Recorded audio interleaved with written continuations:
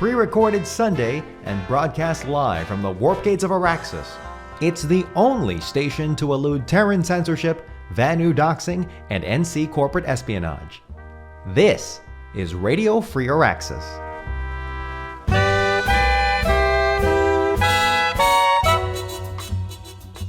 I'm Captain-in-Arms for the top stories from around Auraxis for the week of March 26th through April 2nd. Sports, traffic, and weather are coming up, but first, game development news. Our top story, Planetside 2 developers Daybreak Games released an update last Thursday. As usual, servers lagged and bugs accompanied the changes, reinforcing the mantra, "Don't play on patch day." Orbital strikes top the list of game changes, opening up the possibility of new Sky Shield busting siege tactics in the construction meta, although the word is out on how viable it is. Meanwhile, hard light barriers are now available for the Engineer class, originally conceived by the player Vindicor of Emerald years ago.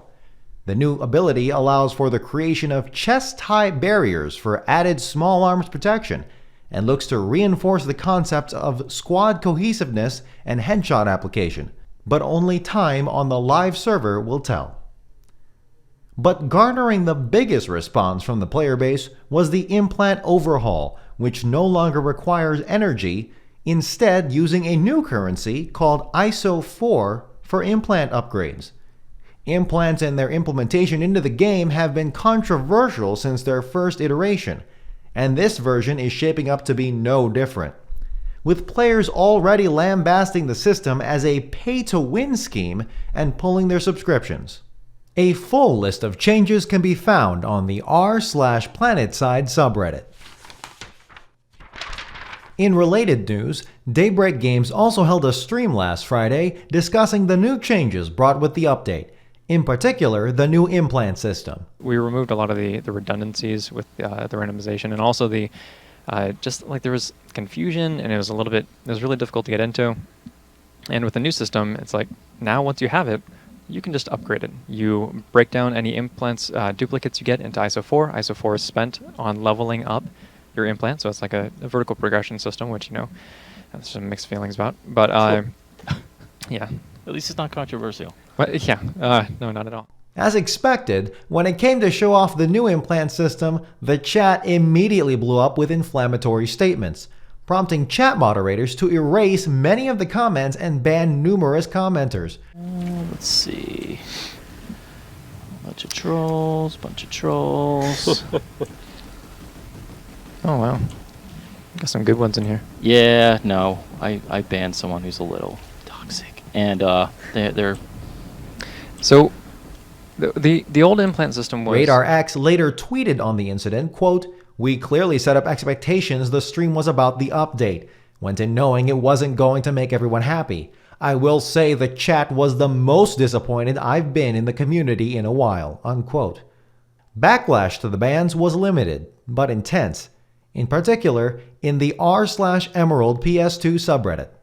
You can view the full stream on twitch.tv/Planetside2. The playtest server, or PTS, also received an update last Friday to keep momentum with the rollout of changes. Of most intrigue was the new forward station, which acts as a deployable spawn point that can be placed indoors and regenerate nearby shields. The forward station is slated to be a deployable for the medic that replaces the shield recharging field. Meanwhile, continent lock benefits were also changed on the PTS. Amarish now allows base generators to slowly regenerate health while destroyed. Indar now increases heat efficiency for base turrets, which was previously an amp station benefit, and Esamir allows friendly capture points at connected bases to regenerate infantry shields over time. A full list of changes can be found on the r/Planetside subreddit.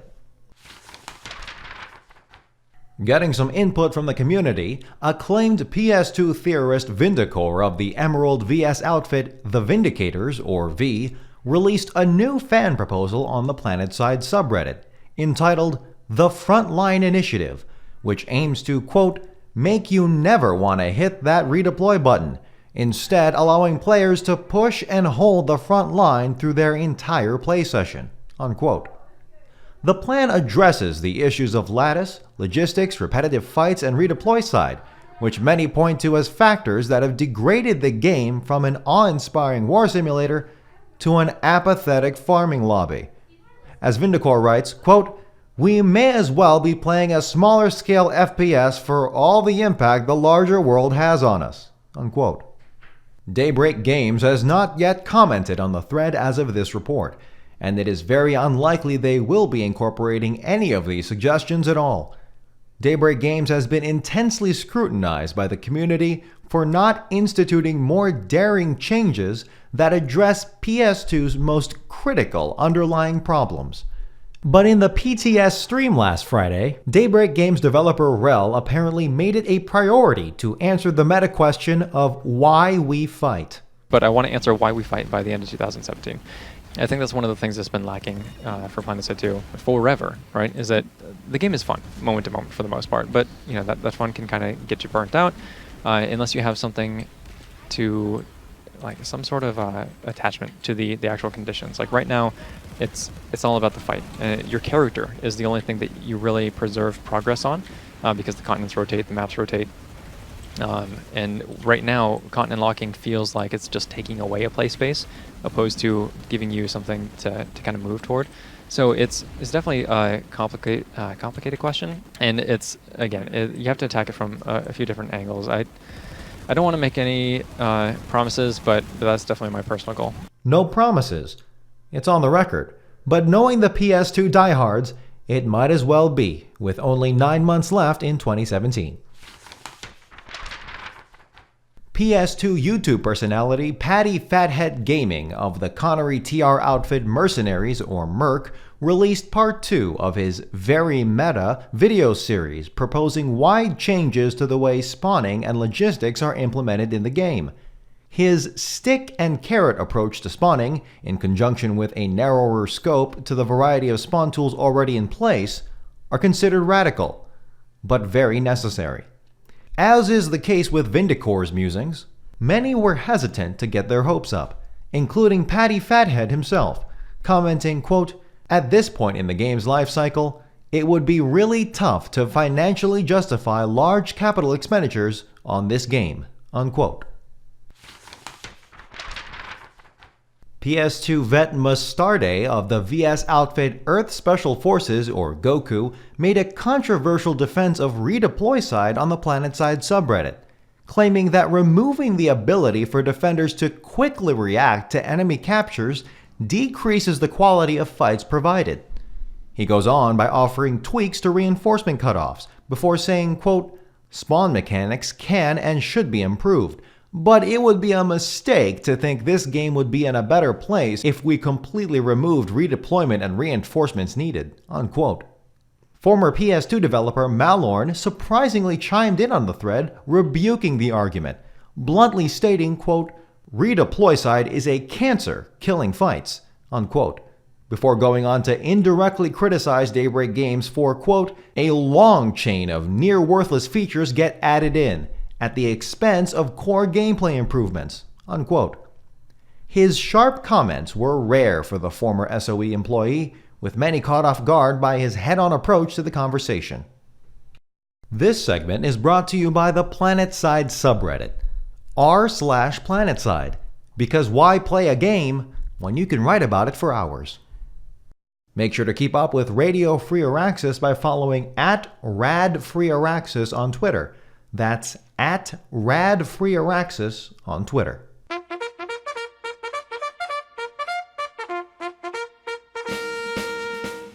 This is your outfit and community news, keeping your ear to the ground in matters of Auraxian politics, events, and drama. Emerald NC Outfit Voodoo Company, or VCO, announced the resignation of its outfit lead, Ready Bagel, 2 weeks ago due to stresses from university. Outfit Deputy Lead Titanfall, currently acting outfit lead, is expected to be sworn in to replace his predecessor at the VCO community meeting this Tuesday. His mandates will be expected to be a continuation of Ready Bagel's efforts to increase depth of gameplay for the 500-person outfit to combat PS2's ongoing apathy crisis, but faces opposition from more casual-minded leaders, who fear closing the doors so tightly would further stagnate growth of an outfit that once surpassed 3,000 members. Emerald TR outfit Black Widow Company, or BWC, held a 3-hour epic op live stream and games giveaway for a member of the outfit who needed help supporting their family while looking for new employment. The event brought together over 50 BWC members new and old, and was streamed by BWC member Shaggy Zed. The event raised $905.15 by stream's end in what Shaggy Zed called, quote, one of the best turnouts I've seen in a while, unquote. Emerald NC outfit The Ascended, or TAS, is reinstating its core program designed to train new players on how to, quote, get good, unquote. The program covers how to properly aim and shoot, set up your graphics for best performance, and crucial skills for squad play. Additionally, TAS is looking for sister outfits on the VS and TR to join them for scrims on Hassan. Interested parties can visit ts.theascended.net. If you've got scoops and announcements from your outfit, send a private message on Reddit to RadioFreeAuraxis, all one word, and enclose your in-game name, outfit, outfit tags, faction, and server. We'll be right back after this commercial break.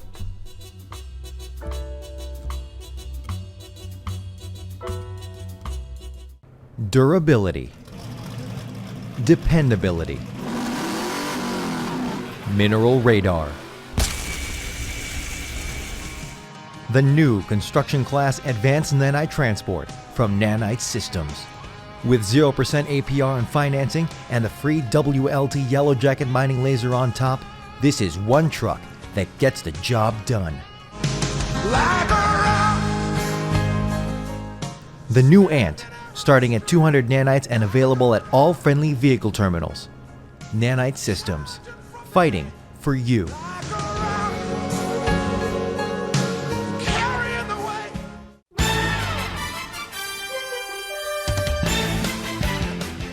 This is RFA with your Auraxian Sports Update, brought to you by Planetside Battles. Planetside Battles, pouring hours of free labor into something half of you are going to get salty about. Nation Smash 4 took place this past Saturday, April 1st, where German side as the NC beat Chinese side as the TR 23-20. The 90-minute 96v96 on West Amerish included no ground-to-air lock-ons, implants, or maxes under any circumstances. China got first cap at Chimney Rock Depot, but the Germans came back with a counter cap at the infamous West Pass Watchtower, giving them a modest lead until 25 minutes remained when it all tied up. From there, a tense back and forth ensued until the final score of 23-20 Germany. The match also saw use of the new Hardlight Barrier, the first of its deployment in an official competitive setting, and used to outstanding effect to block critical doorways. The 6v6 Eurodome tournament ended this past Sunday, April 2nd, at Esamir's Pale Canyon Chemical. The 99th Street Hustle and Level Hoodscapers, or Hood, beat Miller's BHO Tactical, or BHOT, in a best-of-3 game, with a decisive 2-0. Euro server Cobalt will take on Emerald in Server Smash 72, Saturday, April 22nd, 1500 Emerald Standard Time. The 90-minute 192v192 on Esamir will feature Cobalt as the TR and Emerald as the NC. Special rules also include a ban on all air-to-air lock-ons and max anti-infantry weapons. The third season of Lane Smash is currently in pre-season, with the tournament tentatively set for mid-April. Australian server Briggs is in the process of organizing an internal outfit versus outfit tournament for mid-tier players. The Scrim Masters tournament, a 12v12 featuring 10 teams, has been set for the weekend of Friday, April 14th through Sunday, April 16th, plus a live draft on Friday, April 7th. Visit the r/Miller Planetside subreddit for more info. Visit youtube.com/PlanetsideBattles and twitch.tv/PlanetsideBattles for live casts and past match archives. and find out how to participate in scrims and smashes on the r/PlanetsideBattles subreddit. Special thanks to Mauti and the PSB team for info. And now for your up-to-the-minute Warpgate traffic report, brought to you by the Warpgate Transit Authority.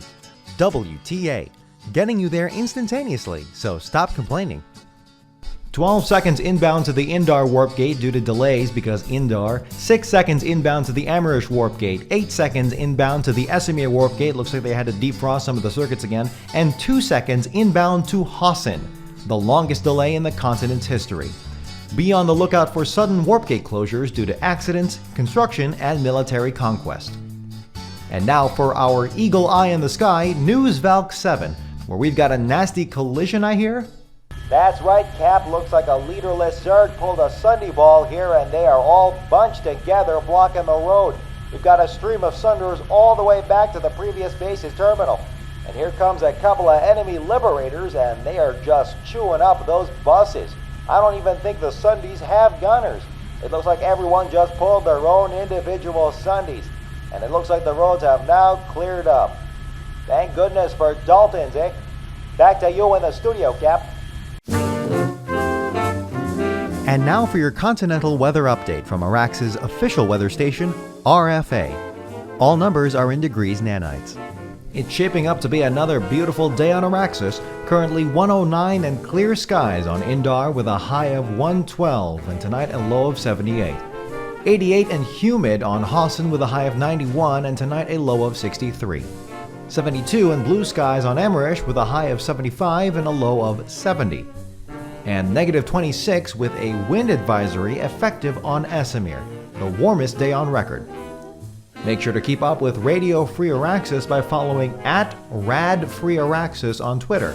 That's @RadFreeAuraxis on Twitter. This is Captain in Arms for RadioFreeAuraxis, wishing you a good night and a good fight.